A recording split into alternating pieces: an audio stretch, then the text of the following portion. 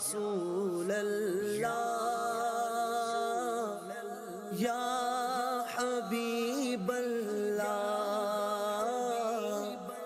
یا رسول اللہ۔ اللہ رب العزت نے قرآن مجید کی متعدد آیات مقدسہ میں ارشاد فرمایا اِنَّهُ لَكُمْ عَدُوٌّ مُبِينٌ، بے شک یہ شیطان تمہارا کھلا دشمن ہے۔ اور قرآن نے یہ بھی واضح کیا کہ شیطان تمہیں وہاں سے دیکھتا ہے جہاں سے تم اسے نہیں دیکھ سکتے۔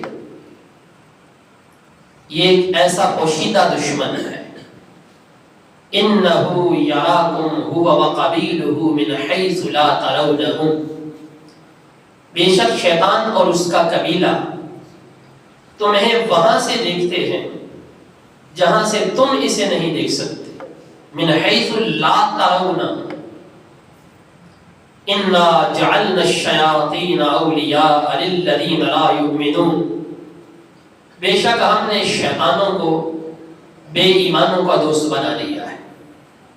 شیطان بے ایمان کا دوست ہے۔ اور پھر ہمیں کئی مصروفیات ہیں۔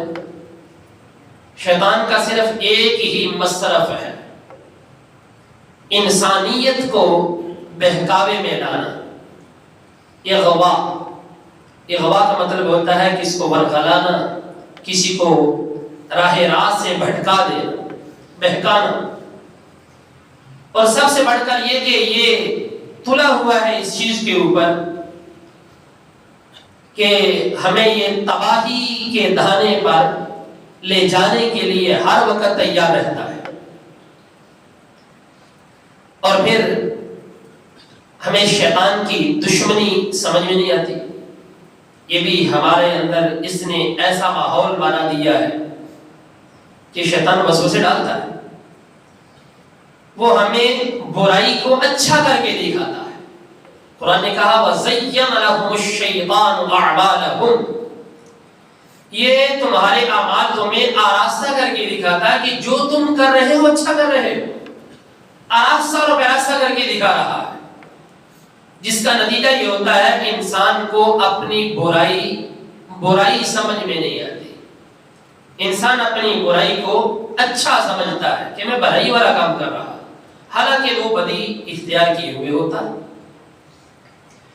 امام محمد بن محمد غزالی رحمۃ اللہ تعالی علیہ منہاج العابدین کے اندر ایک مقام پہ لکھتے ہیں کہ انسان کے خلاف ابلیس کا سب سے اہم ہتھیار وسوسہ ہے جو ذہنوں میں ڈالتا ہے۔ اس وسوسے کی پرکھ کیسے ہو کہ یہ اچھا ہے یا برا ہے؟ آپ نے اس کے کئی طریقے لکھے ہیں پرکھنے کے۔ ایک آپ نے یہ طریقہ لکھا ہے، سب سے پہلے اس کے وسوسے کو شریعت کے ترازو میں رکھ کے تولا جائے، یہ اچھا ہے یا نہیں۔ اگر شریعت کہے کہ نہیں اچھا تو رک جائے، شریعت کہے کہ اچھا ہے اختیار کر لیں۔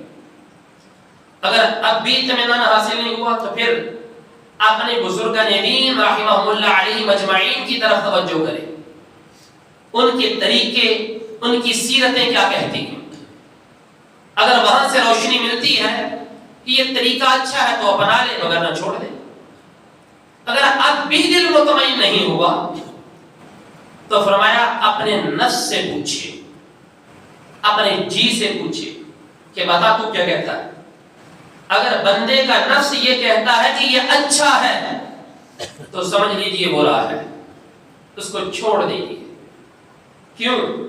ان النفس لامارۃ بالسوء، انسان کا نفس انسان کو ہمیشہ برائی کا ہی حکم دیتا ہے، یہ قرآن کا فیصلہ ہے۔ یعنی جس وقت ہمیں شریعت سے، طریقت سے روشنی نہیں ملتی اور ہم اپنے آپ سے پوچھنا چاہتے ہیں اور ہماری عقل، ہمارا نفس، ہمارا جی یہ کہے کہ یہ کام اچھا ہے تو سمجھ لیجیے وہ برا ہے، کیونکہ ان النفس لامارۃ بالسوء الا ما رحم ربی، یہ قرآن نے ہمیں بتلایا۔ شیطان کے ورگلانے کے کئی بار ہیں، اس کے کئی طرح کے دھوکے ہیں۔ اس کے دھوکوں میں سے ایک دھوکا دین میں مداہنت بھی ہے۔ مداہنت کیا ہے؟ کہ دین اور دنیا، ظاہر ہے کہ انسان دنیا کے اندر رہتا ہے تو دنیا تو بنائے گا، تو انسان جس وقت دین کا مفاد اور دنیا کا مفاد سامنے آتا ہے تو دین کو پیچھے کر کے دنیا کو آگے رکھ لے، تو یہ دین کے اندر مداہنت ہے۔ مداہنت کا مطلب یہ ہوتا ہے کہ بندہ دین کی رعایت نہ کرے، دنیا کی رعایت کرے، دینی معاملے میں بندہ تھوڑا نرم گوشہ اختیار کر لے، یہ دین میں مداہنت ہے۔ یاد رکھیے اللہ تبارک و تعالیٰ کو ہرگز ایسا بندہ پسند نہیں ہے کہ جو دین کے اندر مداہن ہو، دین کے اندر نرمی برتنے والا ہو۔ جس وقت دین کا معاملہ آ گیا تو اس وقت بندے کو متسلب ہونا چاہیے۔ اس حوالے سے میں ذرا قرآن مجید کو راہ رشید کی روشنی میں آپ کو بتانا چاہوں گا، نبی پاک صلی اللہ علیہ وسلم نے اپنے اصحاب کی تربیت کی، اور وہ دین کے اندر کتنا سٹک تھے اور ان کے اندر دین کتنا مضبوط تھا۔ اندازہ کیجئے کہ اللہ تبارک و تعالیٰ نے ان کے اس متسلب ہونے کی وجہ سے ان کی قرآن کے اندر تعریف بیان فرمائی۔ اللہ نے فرمایا وَلَكِنَّ اللَّهَ حَبَّبَ إِلَيْكُمُ الْإِيمَانَ وَزَيَّنَهُ فِي قُلُوبِكُمْ، لیکن اللہ نے تمہارے اندر ایمان کو محبوب کر دیا ہے۔ وَزَيَّنَهُ فِي قُلُوبِكُمْ، اس نے تمہارے دلوں کو آراستہ کر دیا ہے۔ وَقَرَّهَ إِلَيْكُمُ الْكُفْرَ وَالْفُسُوقَ وَالْعِصْيَانَ، کفر، حکم عدولی، نافرمانی تمہیں ناگوار، ناپسندیدہ کر دی ہے۔ ان صحابہ کرام علیہم رضوان حکم عدولی کو ناپسند سمجھتے تھے، وہ کہتے تھے کہ صرف اللہ کے حکم کی پاسداری ہے، اس کے رسول صلی اللہ علیہ وسلم کے حکم کی پاسداری ہے۔ فسق ان کے اندر نہیں تھا، عصیان ان کے اندر نہیں تھا، اور کفر کو ناپسند سمجھتے تھے۔ اور پھر اللہ تبارک و تعالیٰ نے ان کی مدح کس انداز سے کی؟ فرمایا جن کے اندر دین اتنا مضبوط ہے، دلوں کے اندر ایمان اتنا مضبوط ہے، اولئک هم الراشدون، ہدایت یافتہ یہی لوگ ہیں۔ فضلا من اللہ ونعمہ، اللہ کا ان کے اوپر فضل بھی ہے اور اللہ کا ان کے اوپر احسان بھی ہے۔ یہ وہ لوگ ہیں جن کے دل کے اندر دین سخت ہے، وہ دینی حوالے سے مضبوط ہیں، دین کے اندر وہ متسلب ہیں۔ ہم دنیا داری کے اندر متسلب ہیں۔ مثلا دیکھیں نا، پیسہ آ رہا ہے، ایک حرام ذریعہ ہے، ایک حلال ذریعہ ہے۔ حلال ذریعے سے تھوڑا آئے گا اور حرام ذریعے سے وافر آئے گا۔ ساڑھے بندے کہتے ہیں اقامت کر لو بھی تھے، دنیا نہ چلنا بھی، اقامت کر لو، جتنا بہتا مال آ رہا ہے انہوں اختیار کر لو۔ یہ ہے دین کے اندر مداہنت، کہ ہم لوگ دینی معاملات کے اندر نرمی اور دنیاوی معاملات کے اندر سخت ہو جائیں۔ نبی پاک صلی اللہ علیہ وآلہ وسلم نے جو اسلام کی دعوت دی، شریروں نے اپنا شر پھیلایا اور اتنا پھیلایا، اندازہ کیجئے کہ دعوت اسلام دیتے ہوئے نبی پاک علیہ الصلوۃ والسلام کے مبارک جسم سے خون بھی بہا، نعلین مقدسہ خون سے بھی بھری، اور اللہ کا جلال اتنا عروج پہ ہو گیا کہ جبریل کو بھیج دیا، پیارے جبریل ذرا میرے محبوب سے خود پوچھ کیا چاہتا ہے۔ اگر میرا محبوب اتنا کہہ دے کہ ان دو پہاڑوں کو آپس میں ملانا ہے، اس قوم کا صفحہ ہستی سے نام مٹا دوں گا۔ نبی پاک علیہ الصلوۃ والتسلیم کے اوپر یہ وقت بھی آیا تھا۔ میرے سرکار علیہ الصلوۃ والسلام نے تکالیف کو خندہ پیشانی سے برداشت کیا اور پھر فرمایا یہ میری قوم ہے، مجھے نہیں پہچانتی، میں ان کے واسطے زحمت بن کے نہیں، رب کی رحمت بن کے آیا۔ میرے آقا کریم صلی اللہ علیہ وآلہ وسلم نے تکلیف کو برداشت کیا، اور باوجود یہ کہ آپ کو عہدہ، منصب، روپیہ پیسہ، سلطنت کا عہدہ اور سلطنت کا لالچ بھی پیش کیا گیا، اور یہ بھی کہا گیا کہ اب عرب میں سے جس عورت کے ساتھ چاہتے ہیں شادی کرنا، ہم اس کی آپ کے ساتھ شادی بھی کروا دیں گے، اب جو چاہیں گے ہم کرنے کے لیے تیار ہیں، لیکن ساڑھے کتان برا پڑھنا کو انہوں نے کچھ نہ کرو۔ قرآن نے پتہ کیسے بیان فرمایا نبی پاک علیہ الصلوۃ والسلام کی اس فعل کو، ودو، یہ کافر یہی چاہتے ہیں، لو تدہنوا، محبوبہ آپ نرم ہو جائیں، فیدہنون، اور یہ بھی آپ کی رعایت کریں گے، یہ بھی آپ کی نرمی کریں گے۔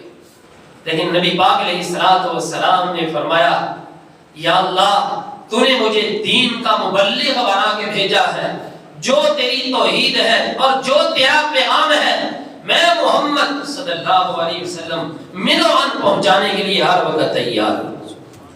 یہ آپ کی دین کے اوپر سختی تھی، مضبوطی تھی، آپ علیہ الصلوۃ والسلام نے ذرہ برابر بھی پلپلا پن نہیں دکھایا اس حوالے سے۔ اور ہمارے ہاں جو ماحول ہے وہ پتہ کیا ہے، ہمارے ہاں یہ ہے، ایک سوچ ہے پھیلائی جاتی ہے کہ کسی نے برا نہ کہو، برے نے بھی برا نہ کہو، بلکہ اتنے تک ساڑھے آج کل دانشور پیدا ہو گئے، کہنے کافر کو کافر نہ کہو، کہنے اگر کافر کو کافر کہیں گے نا تو بات بڑھے گی۔ میں تھوڑا سا آپ کو پیچھے لے کر چلوں، جس دور میں لا الہ الا اللہ محمد الرسول اللہ صلی اللہ علیہ وآلہ وسلم یہ کلمہ پڑھا گیا، پتہ کیا ماحول تھا اس وقت؟ چوک چوراہوں پہ لوگوں نے بت رکھے ہوئے تھے، گھر کے اندر 6 فرد تھے تو ہر ایک کا علیحدہ علیحدہ بت تھا، ہر ایک کا علیحدہ علیحدہ معبود تھا جس کی پوجا پاٹ ہوتی تھی۔ کیا وہ صنعتیں، کیا کارخانے، کیا اس وقت کی فیکٹریاں، اور کیا اس وقت کی وہ ہجوم کی جگہیں جہاں پر لوگ اکٹھے ہوتے تھے۔ لوگوں نے اپنے اپنے بت بنائے ہوئے تھے اور اپنی حیثیت کے مطابق بنائے ہوئے تھے، یعنی اتنے الہ۔ دیکھو دین کے اندر مضبوطی میرے آقا کریم علیہ الصلوۃ والسلام کی، میرے آقا علیہ الصلوۃ والسلام نے یہ ڈھکے چھپے لفظوں میں نہیں پڑھا، آپ نے اس ماحول میں جس وقت کئی الہ تھے، کئی معبودان باطلہ کو لوگ اقرار کرتے تھے، آپ نے اس وقت پڑھا لا الہ الا اللہ، کوئی معبود نہیں صرف اللہ ہی ہے۔ اب اندازہ کیجئے کہ پہلے نفی کی کہ کوئی معبود نہیں، ہم کسی بت کو نہیں مانتے، یہ عدل اعلان کہا گیا ہے، اور یہ ہے دین کے اندر مضبوطی۔ اور اللہ تبارک و تعالی ہم سے یہی چاہتا ہے کہ ہم لوگ اس کے اس دین کے اندر اسی طریقے سے مضبوط ہو جائیں۔ اور پھر دیکھیے نبی پاک علیہ الصلوۃ والسلام کی جو تربیت تھی اصحاب کو، حضرت عمر رضی اللہ عنہ دینی معاملات کے اندر بڑے باغیرت تھے، اتنے باغیرت تھے، اندازہ کیجئے کہ نبی محترم صلی اللہ علیہ وآلہ وسلم نے ان کے اس فعل کی تائید میں تحسیناً کلمات ارشاد فرمائے۔ نبی پاک علیہ الصلوۃ والسلام نے فرمایا اشدہم فی امر اللہ عمر، لوگوں پوری امت کے اندر اگر میں دیکھ رہا ہوں تو یہ عمر ہے جو اللہ کے معاملے میں سب سے زیادہ سخت ہے۔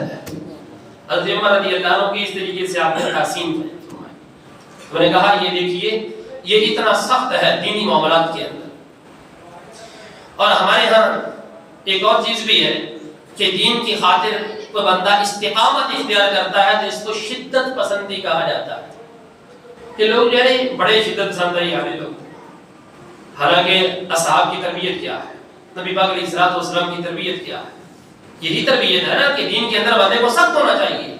جب دین کی باری آ گئی تو پھر یہی تو کہا گیا ہے، کیا مال، کیا جان، کیا اولاد، کیا بیوی بچے، کیا قبیلہ اور کیا خاندان، کچھ بھی نہیں، اللہ کا دین سب سے پہلے ہے۔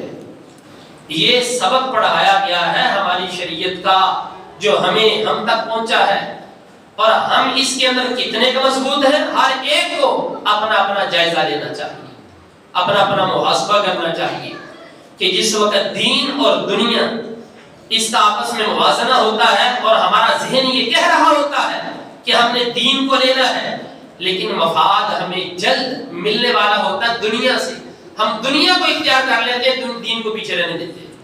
تو دوستو ہمیں اپنے دینی معاملات کے اندر غور کرنا چاہیے کہ ہم دین میں کتنے متسلم ہیں، کتنے پختہ ہیں۔ یہ شیطان کا ایک وسوسہ ہے کہ دین کے اندر استقامت کو وہ شدت پسندی کہتا ہے، یہ شیطان کا ایک دھوکہ ہے، شیطان کا ایک وار ہے۔ دوسری طرف آئیے، کو بندہ یار جاوے اوپر بچے کی کر رہے ہیں، اتنا تو معاملہ خراب ہے۔ اب دلمی دینا تھے لاؤ سارے نہیں۔ اب دیکھیے ذرا توجہ میں تک ایک دفعہ پاک پڑھیے۔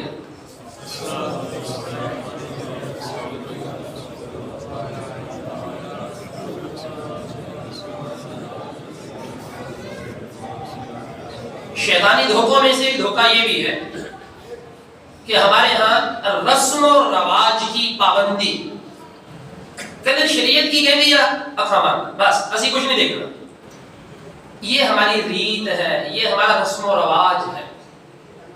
یاد رکھیے مسلمان رسم و رواج کا پابند نہیں ہوتا، مسلمان دین محمدی کا پابند ہوتا ہے۔ یہ مسلمان کی شان ہے، یہ رسم و رواج کا پابند نہیں ہے۔ یہ رسم و رواج کی پابندی کرنا یہ تو زمانے جاہلیت کا طور طریقہ تھا۔ اللہ تبارک و تعالیٰ نے قرآن پاک کے اندر ان لوگوں کا حال بیان کیا جو مالدار تھے، اور ان کی سخت مذمت میں اللہ تبارک و تعالیٰ نے بیان فرمایا کہ جس وقت بھی ہمارا کوئی مبلغ اس قوم کے پاس پہنچتا تھا، ان کے مالداروں کے پاس، ان سے کہا جاتا کہ یہ جو تم رسم اپنا رہے ہو یہ دین کا حصہ نہیں ہے، یہ دین نہیں ہے اور یہ فضول خرچی ہے، تو آگے سے کیا جواب دیتے؟ کہتے اِنَّا وَجَدْنَا آبَاءَنَا عَلَىٰ أُمَّةٍ، بے شک ہم نے تو اپنے آباء و اجداد کو اس رسم پر پایا، وَإِنَّا عَلَىٰ آثَارِهِمْ مُقْتَدُونَ، ہم تو انہی کے نقش قدم کی پیروی کرنے والے ہیں، ہم تو انہی کے نقش قدم پر چلیں گے۔ اچھا، اللہ تبارک و تعالی نے ایسے لوگوں کو ڈانٹتے ہوئے قرآن کے اندر لفظ ارشاد فرمائے، اَفَحُکْمَ الْجَاہِلِیَّةِ یَبْغُونَ، کیا یہ اللہ کے حکم کے مقابلے میں جاہلیت کے حکم کو تلاش کرتے ہیں؟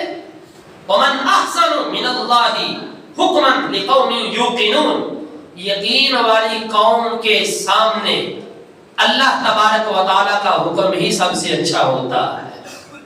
یعنی جو قوم اللہ کے دین پہ یقین رکھتی ہے اس کے واسطے اللہ کا حکم ہی سب سے اچھا ہے۔ وہ کہتے ہیں رسم و رواج ساری گلاں بعد پہلے دین، لیکن ہمارا ایک طبقہ ایسا ہے کہ جو رسم و رواج کے اندر اتنا جکڑ چکا ہے کہ جس وقت اس کو سمجھایا جاتا ہے کہ یہ رسم ہمارے دین کی نہیں ہے اور ہمارے دین نے اسے منع کیا ہے، تو ہم آئیں بائیں شائیں کرتے ہیں، اور کرتا تو پتہ کیا ہوتا ہے؟ پتہ سارا نہ ہوتا ہے یہ کام غلط ہے، کیوں کر رہے ہیں؟ برادری کے اندر ناک کٹ جائے گی، اپنی ناک رکھتے رکھتے دین کو گنوا بیٹھتے ہیں، اور سب سے بڑی بے وقوفی اور سب سے بڑی نالائکی یہی ہے کہ جس وقت ہم رسم کو پورا کرتے ہوئے اپنے دین کو پیچھے چھوڑ دیں، رسم کو پورا کرتے ہوئے۔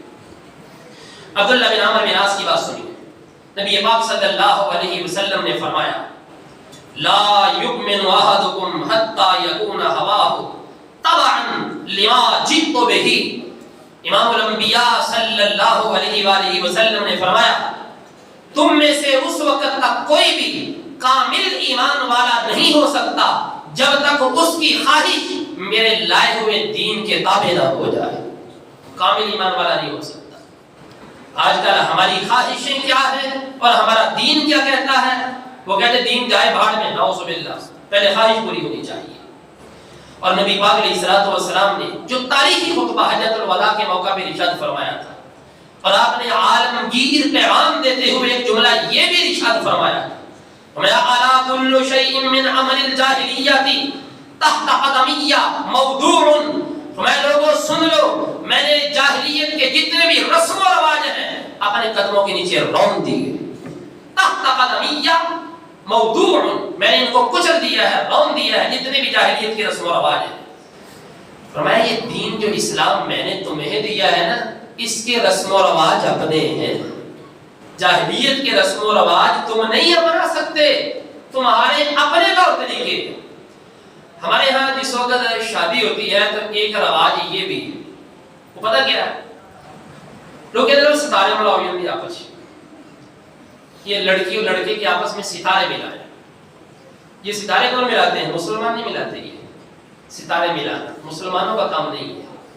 یہ زمانہ جاہلیت میں کفار اس طرح کیا کرتے تھے، پمسٹری کرنا، ہاتھوں کی لکیریں دیکھنا کہ ہاتھ میں تقریر میں کیا لکھا، تقریر تھے لکھی ہوئی، پھر ادھر منع کیتا اس چیز۔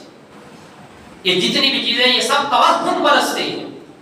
شریعت میں ستارے نہیں ملائے جاتے، شریعت میں استخارہ کیا جاتا ہے۔ کیا کیا جاتا بولیے ذرا؟ استخارہ، اور استخارہ خود کرنا یہ نبی پاک علیہ الصلوۃ والسلام کی سنت بھی ہے اور تربیت بھی، اور ہمیں یہ سیکھنا چاہیے کہ استخارہ کیسے کیا جاتا ہے اور اس کے فوائد و ثمرات کیا ہیں، ہمیں اس حوالے سے پڑھنا چاہیے۔ یہ باقاعدہ ہماری کتب احادیث کے اندر باقاعدہ چیپٹر موجود ہیں، ابواب بندی ہے اس کی استخاروں کی کہ کس طریقے سے استخارہ کیا جاتا ہے، اور ہم لوگ تو اس سمجھنے کے قریب ہی نہیں آتے۔ جس وقت بخاری شریف کھولی جاتی ہے نا صبح، تو کچھ بندوں کو کرنٹ لگتا ہے اور ایسے بھاگتے ہیں باہر جیسے پتہ نہیں کیا ہونے لگا ہے۔ دوستو دین سیکھنے کے قریب آئیں، دین کو سمجھنے کی کوشش کریں اور دیکھیں کہ ہمارا دین ہمیں کیا رسم دے رہا ہے۔ جو ہمارے آباء و اجداد سے رسم چل رہی ہے وہ دین کے مطابق ہے یا نہیں؟ اچھا پھر تیل مہندی کی رسم ہے، پورا دین پڑھو گے، پورا دین، تب کتنے بھی تیل مہندی نظر نہیں آئے گی، کتنے بھی، اور ہمارا کئی لاکھ روپیہ کسی کی نظر ہو جاتا ہے۔